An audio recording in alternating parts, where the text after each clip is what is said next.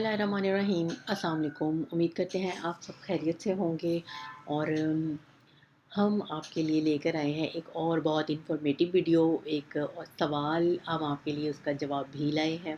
आपको हमेशा की तरह हम टाइटल बताते हैं, और टाइटल है जो हमारा वो है मसबूक और लाहक में फ़र्क। और हम आपको बताएंगे इसके हवाले से जो पूछा गया सवाल है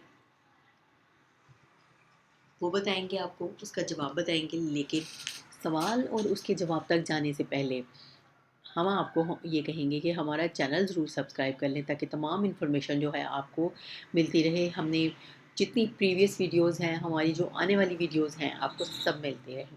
और ये इन्फॉर्मेशन जो है बहुत अथेंटिक और बहुत वेरीफाइड होती है, इसलिए आप इसको ज़्यादा से ज़्यादा शेयर किया करें, ताकि सब लोग जो है इससे फ़ायदा उठा सकें। तो हम शुरू करते हैं अपना टॉपिक, जो कि है मसबूक और लाहक में फ़र्क। इस हवाले से सवाल है कि मसबूक और लाहक में क्या फ़र्क है।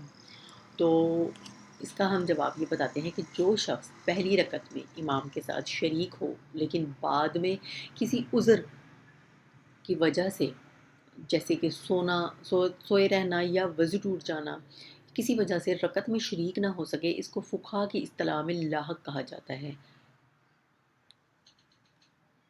जबकि मसबूक उस शख्स को कहा जाता है जो पहली रकत को के रुकू के बाद जमात में शामिल हुआ हो। आपको दोबारा समझा देते हैं सवाल का जवाब कि पहली बात है लाहक कौन है।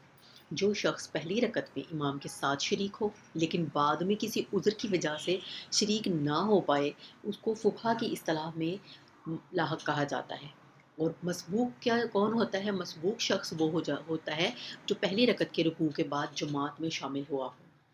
दोनों की नमाज में अहम फ़र्क ये है कि लाहक अपनी तमाम नमाज में मुक्तदी का हुक्म रखता है, इसलिए फ़ौत शुदा रकात में भी मुक्तदी की तरह किरत ना करेगा, और अगर सहवन कोई गलती हो जाए तो इस पर सजदा सहव नहीं है।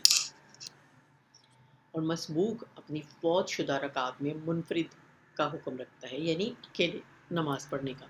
इसलिए जब फ़ौत शुदा रकतों की कज़ा के लिए उठेगा तो पहले रकत में सना, तऊज़, तस्मिया पढ़ेगा और किरत भी करेगा। और फ़ौत शुदा रकतों की अदायगी के वक्त कोई सहव हो गया हो तो इसके लिए सजदा सहव भी करेगा। और आप देख सकते हैं कि हवाला नंबर हमने आपको बता दिया है। और अब हम उम्मीद करते हैं कि आपको सवाल और उसका जवाब समझ में आ गया होगा। मसबूक और लाहक में हमने आपको फ़र्क बताया। तो उम्मीद करते हैं कि वीडियो अच्छी लगी होगी। इसको ज़्यादा से ज़्यादा शेयर करें दूसरे लोगों के साथ, क्योंकि भलाई का जो पैगाम होता है वो जितना ज़्यादा फैल सके उतना अच्छा होता है। तो हमें इजाज़त दीजिए। इंशाल्लाह एक और बहुत इन्फॉर्मेटिव वीडियो के साथ हाज़िर होंगे। तब तक के लिए अल्लाह हाफ़िज़।